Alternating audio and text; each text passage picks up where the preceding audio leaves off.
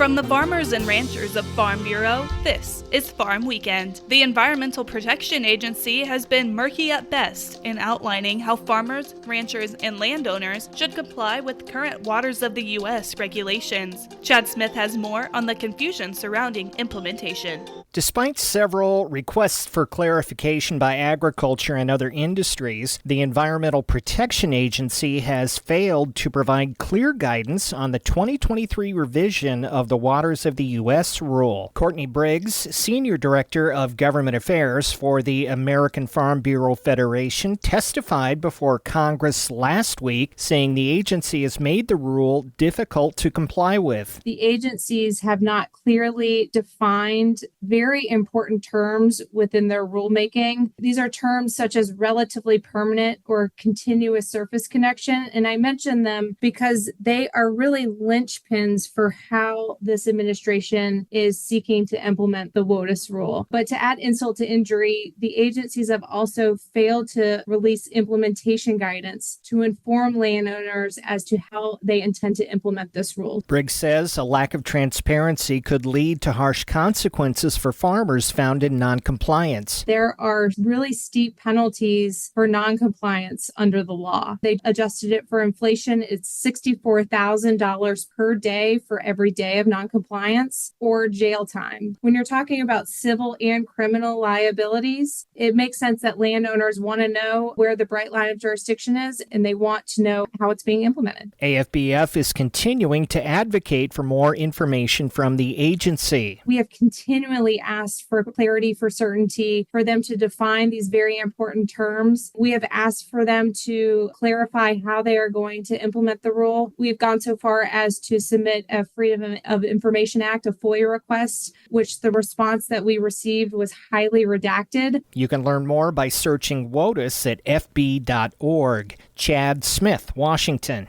A Farm Bill letter to Congress. More on that when we come back. Hey, farmers and ranchers, just as you do ride-alongs to inspect your fields and cattle, make sure you do the same for your mental well-being.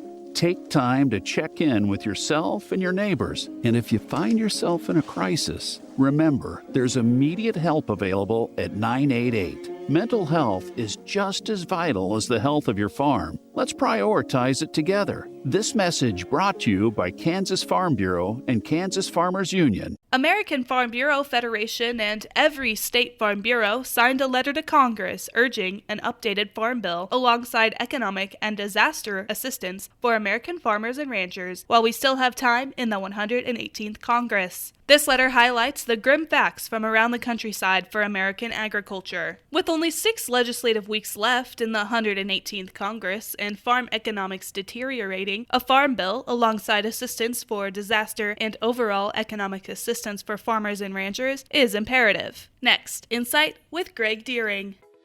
Frustrated with your current healthcare coverage? Kansans are saving up to 60% a month with Kansas Farm Bureau health plans. Choose from individual and family plans, short-term coverage, or dental and vision plans. It's quality coverage you can afford. Learn more and get a free quote by visiting kfbhealthplans.com or visiting a Farm Bureau Financial Services agent near you.